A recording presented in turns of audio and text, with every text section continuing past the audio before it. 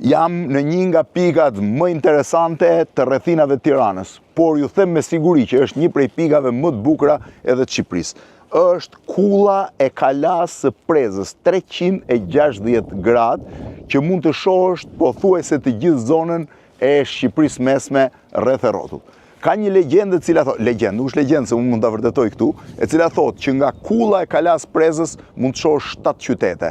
Erdha ta bëj provë vetë, më pas do ju tregoj dhe Kalan që është spektakolare. Nuk di të thuash kush është pamja më e bukur. Këtu përballë është qyteti i Tiranës, i cili duket nga Kalaja e Prezës sikur ta kesh në plumb të dorës.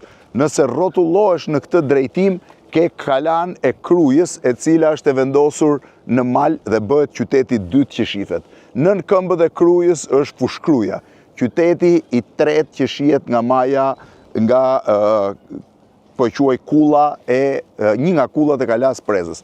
Vazhdoj me Laçin që ndodhet në këtë drejtim dhe përtej Laçit pak më tutje është Lezhë, që duket edhe Kalaja e Lezhës mbi të. Më pas vazhdon Patoku, pra bashkë me Laçin dhe Lezhën u bën 5 qytete, vazhdon më pas Patoku, lagunat e Lezhës dhe ecën tutje për shkuar në pjesën e malit zi të Adriatikut. Nëse kthehemi në këtë drejtim, kemi qytetin e Vorës, që është ky që ndodhet menjëherë mbas liçenit, ndërsa nëse hec akoma më tutje në horizont duket ku shtrihet deti, duket Durrësi. Pra, po t'i numrojmë: Tirana, Kruja, Fushkruja, Laçi, Lezhë, Durrësi dhe Vora. 7 qytete që shihen nga kjo zonë. Nga zona e këtushme e Kalas së Prezës ti mund të dallosh aeroportin e Rrinasit, i cili është i shtrirë aty dhe avionët që po lëvizin, të gjithë Tiranën, malin e Dajtit, malin e Krujës, malin e Skënderbeut, si dhe për mua pamja dhe malin e Tomorrit në këtë drejtim, që ka pamje shumë bukur, po për mua kodrat më të bukura janë këto që shkojnë drejt kodrave të Mancës në këtë drejtim. Kalaja ka sahatin e saj, shiheni murin rrethus dhe sahatin, i cili është ngritur rreth 200 vjet më parë, datat pra rreth viteve 1830, është pajisur nga osmanët, sahati vetë është hequr, tërmeti e dëmtoi, po është rirestauruar, ndërkohë që po eci tani për t'ju treguar Kalan. Aty këtu ka shtëpi ose lokale të reja që janë ndërtuar në Kala, shtëpitë e vjetra, në fakt një pjesë janë shtëpi shumë të vjetra, po bashkë me to janë ndërtuar dhe shtëpi të reja, shiheni siç është kjo këtej, të cilat janë brenda Kalas dhe kanë një pamje të mrekullueshme, ndërkohë që po eci për t'ju treguar strukturën e Kalas.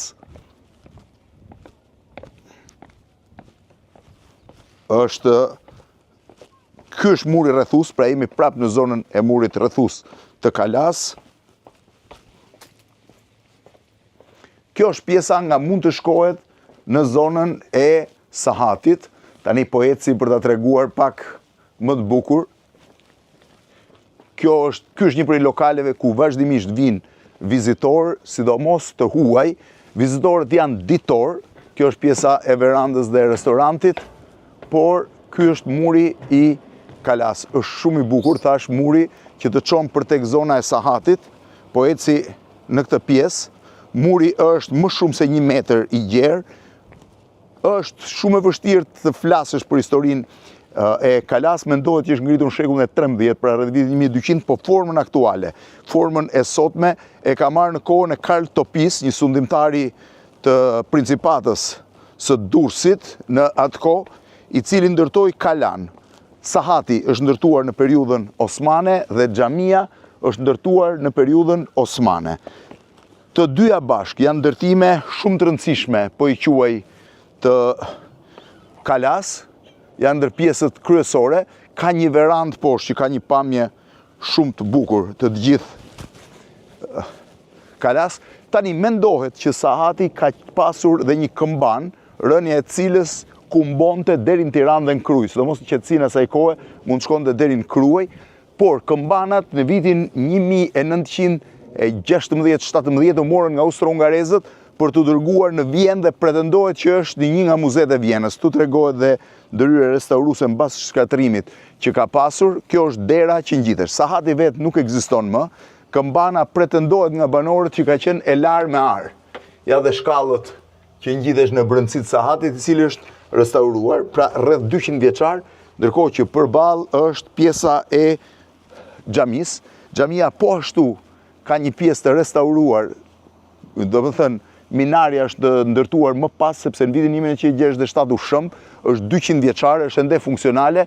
Shiheni tani pamjen për të ardhur në këtë drejtim, që shkon në drejtim të verandës këtushme.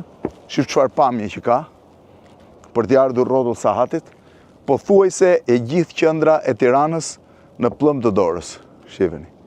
E gjithë Tirana, ndërkohë që kalaja, çfarë pamje spektakolare që ka. Tash është 360 gradë në atë drejtim, edhe është një nga zonat e gjelbra që kanë mbetur, ku ullint janë akoma prezent, ndërkohë në këtë drejtim shihni pjesën tjetër të kalas me 2 kulla, me kullën në atë drejtim dhe kullën në drejtimin tjetër këtej. Në historinë e Shqipërisë, kalaja e Prezës funksionon dhe fillimisht si kala lajmtare për kalaën e Krujës dhe të Petrelës. Petrela duket lirshëm këtej, Kruja duket lirshëm dhe kalaja e Ishmit, por ka dhe një histori shumë interesante. Në tetor të vitit 1944, qeveria e Tiranës dhe forcat nacionaliste që u bashkuan bashkë, ato të Mithat Frashët, ato të Abaz Kupit, duke përfshirë Abaz Ermenjin dhe personazhe të tjerë, u mblodhën kalanë e Prezës me tentativën për të ndaluar marshimin e forcave komuniste drejt Tiranës. Në fakt ishte e pamundur, sepse forcat komuniste ishin në përmasa shumë të mëdha, në një fuqi ushtarake shumë më e madhe. Kështu që mbas një qëndrimi të shkurtër në kalanë e Prezës, forcat nacionaliste çanë në drejtim të fush kuqes dhe u nisën për Shkodër, prej ku nga Malizi u larguan. Midis tyre Mithat Frashëri, Faik Quku dhe personazhe tjerë të rëndësishëm, Abaz Kupi dhe personazhe tjerë të rëndësishëm të historisë së Shqipërisë. Tash kalaja ka dy kulla, kjo këtu dallohet më kollaj, ka hyrjen që vjen në këtë drejtim, ndërsa kjo është xhamia. Xhamia është 200 vjeçare, po shkoj deri te pjesa e daljes për të treguar se është pjesë interesante. Kjo është hyrja qendrore e kalas, pra hyrja që vjen nga fshati, është rreth 3 kilometra e gjatë kodra e Prezës, 277 metra e lartë, shiheni vijin e ujit. Kjo është para hyrja, pra xhamia është ndërtuar mbi këtë vij kalimi dhe kjo është dera e kalas. Kjo është dera e kalas, tu mund të shohësh shumë bukur edhe muret rrethuese. Shife muret rrethus me kullën kryesore, ndërsa kjo është një shtëpi e vjetër që më thonë që ka qenë dikur lokal në kohën e mbretit Zog dhe në kohën e Italisë dhe më pas ka shërbyer si shkollë fillore. Nuk e di që bëhet me të, po pozicioni shumë i bukur dhe shtëpia ende ruan rifinitura të rralla për sot. Shiheni se si janë gjithë rifiniturat e përdorura kryesisht në kohën e mbretit Zog dhe të Italisë, dhe pamja e shtëpisë duhet të jetë interesante nëse vjen këtu. Prej këtu drejt për drejt në dritare ti mund të shohësh pjesën e anës perëndimore të kalas. Sot është e shkretuar, por gjithsesi, nëse jeni në afërsitë të Tiranës, kalaja e Prezës është një nga destinacionet më të bukura që vlen për të vizituar. Një kala thuajse, po të ysh që prej fillimeve të saj, thuajse 800 vjeçare, po të paktën 600 vjeçare e vërtetuar në këtë formë që ka sot. Me një pamje të mrekullueshme nga Tirana andej, po me një pamje po aq fantastike nga kodrat e Manzës në atë drejtim.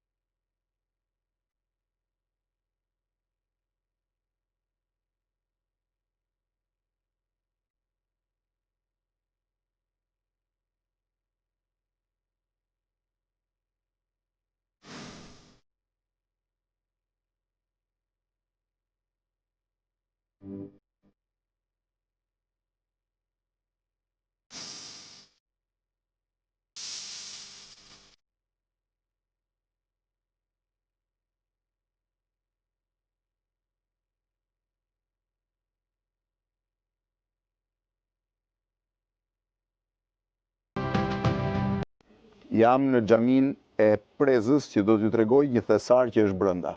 Xhamia mendohet që është e vitit 1528, po vetëm formën fillestare të saj, ndoshta dhe më e herët sepse fillimisht ka qenë kish dhe më pas është kthyer në xhami në vitin 1528 në formën aktuale, është xhami goxha e madhe, është kryesisht rreth fillimit të shekullit 19. Është e gjitha me gur, qëndron mbi hyrjen e xhamisë e Kalas Prezës, përballë është kulla e sahatit dhe flamuri që janë ndërtuar në formën përfundimtare rreth të njëjtës kohë, pra edhe kulla edhe sahati. Këtej është e gjithë zona e Kalas që mund të shihet, por ju thash që do t'ju tregoj një thesar që nuk është me origjinë shqiptare, por që për gjendet Shqipëri dhe është dhurat. Shiheni pamjen e Kalas. Tani po mundohem të hyj brenda për t'ju treguar. Xhamia është shumë e madhe, do të më shoqëroj dhe kujtimi. Shihni sa e madhe është. Është gati e pabesueshme në përmas në saj po të kesh parasysh Prezën. Kujtim, mirë se t'gjeta njerë, do t'ju tregoj pastaj thesarin, mirë se t'gjeta. Tani po t'ju qoj njerë të sekreti, pastaj do t'ju tregoj. Kujtim, ky është, shiheni, kjo kuti mban një Kuran që është shumë i rrallë. Do të tregosh pak historinë, kujtim, si erdhi ky Kuran këtu, pastaj të tregojmë detajet. Në solli dhurat presidentit turk Erdogan. Këtë Kuran e ka sjell dhurat presidenti Tayyip Recep Erdogan në vitin 1915, ai e ka sjell me një valigje me 2015. Në 2015, kjo është valigja në të cilën është vendosur Kurani. Gjëja më e rrallë është se ky Kuran është shumë i rëndë. Sa i rëndë është kujtim? Mbi 25 kg, bile një Kam frikë se është më shumë se 25. Po, një vizitor shkodran që ishte marrë me pucarin, sa pa e pa, se e pëton, thash për kuriozitet, sa kile peshon. Gati 30 kile. Nga e kuptove, sepse letra, tha, është për lëkurë. Në fakt, nuk janë me letër, është me lëkurë, po unë të provoj njerë peshën e Kuranit. Do me thënë, është aq i rëndë, se se keni iden, Kurani, por është i mrekullueshëm, është i punuar i gjithi me dorë, dhe është gjëja që duhet keni parasysh. Pra. Dhe në thanë që vetëm 3. Dhe janë 3 kopje në gjithë botën.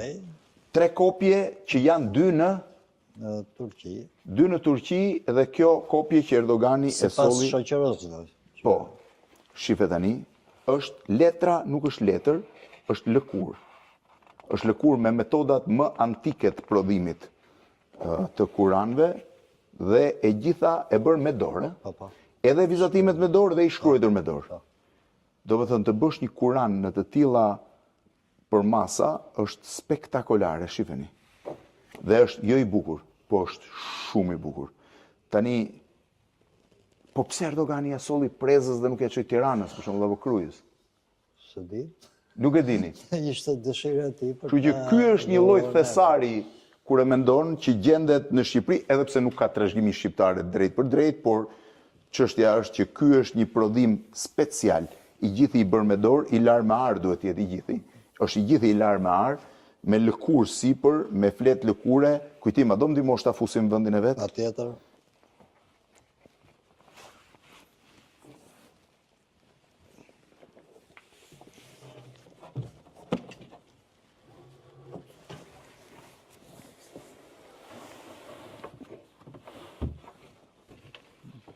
Mbyllet ashti. A, duhet dalin fletët. Fal, se po ndihmoj unë. Shumë mirë.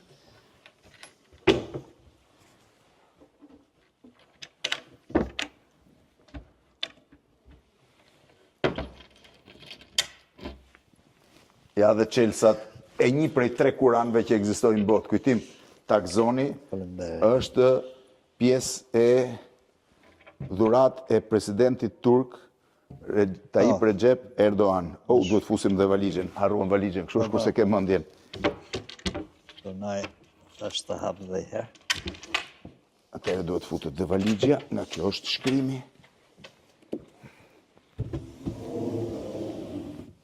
Mbyllet ashti.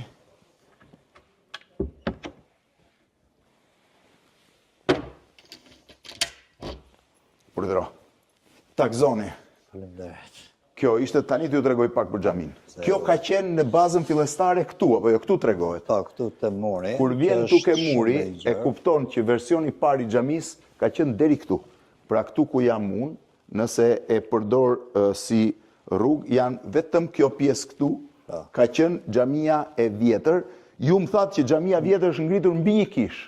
Ndërtuar bashkë me murë dhe kalas. Ndërtuar kisha bashkë me murë dhe kalas, në kohën e Karl Topis, apo jo? Po kisha ishte poshtë?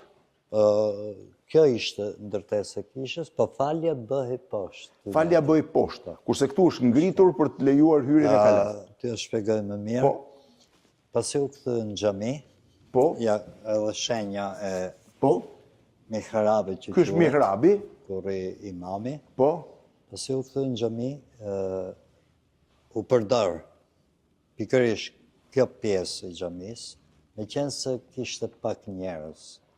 U shtuan besimtarët, u mbyll ky mihrab po, dhe u hap mihrabi i ri. i riu, muri ekzistus që ishte këtu kaloi në drejtim të derës dhe në mes u hap mihrabi i dytë. Dhe pastaj i treti atje. Pastaj, me qenë se u shtuan prap besimtarët, u mbyll Mihrabi i ky, dytë. muri u spostu atje ku është sot ekzistuesi. Pra, do të thënë muri i parë ka qenë këtu, muri i dytë ka qenë aty, dhe muri i tretë Aty ku është sot. aty kur sot. Po, xhamia shumë e madhe, sa i gjatë është? Po, nuk e di të them drejtën, s'kam që të them. Tani, para se të shkoj të xhamia, do ta mas vetë me hapa të them sa Okej. është, po do t'ju tregoj një perl, tani kujtimi mund t'ju tregoj. Në këtë vend, Ja, mund të vazhdojmë edhe me këtë. po, Kur erdhën që bën rekonstruksionin, ato tika, nuk i pëlqeu suvotimi, sepse ishte suvotim kooperative, gunga. E hollën poshtë suvotime dhe zbuluan dy mbylljet. Na pyetën, ç'janë këto? Edhe ne i treguam që është shtuar pjesë xhamia, po i lejmë tha origjinale, se nuk gjen xhami me dy mihrabe sot. s'ka xhami me dy mihrabe. Një, Kështu që i rujtën të dy mihrabet. ata do ta lejmë origjinale, tha, po të parë nuk e lejmë dot origjinale, Atë që u mbyll, po? na ikën një pjesë e mirë e sipërfaqes xhamisë ku bëhet falje, se do t'i fillojmë, tha, këtu gërmimet për të nxjerrë shkallët. Po. Edhe kjo pjesë ngelet e papërdorshme, se do jetë pjesë bodrumi. Kështu që Unë do ta mas sa e madhe është, pastaj do ju tregoj një gjë, ta mas që këtu shive çfarë pamje ka xhamia, mund të shohësh komplet pjesën tjetër. Tani ecim dhe e provojmë. e ke i metër hapi. 2, 3, 4, 5, 6, me afërsi, 7, 8, 9, 10, 11, 12, 13, 14, 15, 17, 18, 19, 20, 21. Pra mund të jetë 20 metra e gjatë, 1, 2, 3, 4, 5, 6, 7, 8. 20 nuk me e kam 8 afërsisht rreth 150 metra katror është vetëm xhamia. Po tavanin e buri tika të ri, Po, edhe tavani është shumë i bukur. se e kishim kompensat dhe ato tabakët e kompensatëve 1 metër me 1 metër edhe ato ulëzoshën. Edhe është bërë rekonstruksion njëkohësisht me xhaminë e Krojës. Xhami me 2 mihrabe, imagjinoni me një pamje spektakolare nga do që të rrotullohesh, mund të shohësh mrekullim me 3 mihrabe, edhe me të voglin të mbyllur, 3 mihrabe se sa herë zgjeroj shtyej mihrabi për të shkuar në pozicionin aktual. Sa banor ka preza? Atë në gjendje civile, faktikisht janë 7.300. Po real sa janë. Real. Kur janë bë musliman banorët e prezës? Po, e tregon edhe tabela. 1500, 1528. Kujtim ti je mësues? Unë kam qenë mësues. Çfarë ke dhënë? Letërsisë. Letërsisë. Letërsi. Ka pas shkollë të mirë këtu në prezë? Unë kam filluar këtu në 70-ën edhe ka qenë shkollë e mesme. 1970-ën ke Po, filluar. Shkollë e mesme. Sa nxënës ka arrit në kulmin e saj si shkollë? Ne kishim nga 3 paralele, mbi 800 nxënës. Mbi 800 nxënës. Në atë kohë. Në atë kohë, unë kur kam mbaruar kisha maturën time, e kisha me 38 nxënës. Pyeta vitin që kaloi, 13 nxënës. 13 nxënës janë tani, e? Ba, ti pas ke nisë mësues gati kur kam lind unë. Unë kujtim të falenderoj shumë një herë për këtë vizitë. Faleminderit. Shkoftë mbarë dhe ju.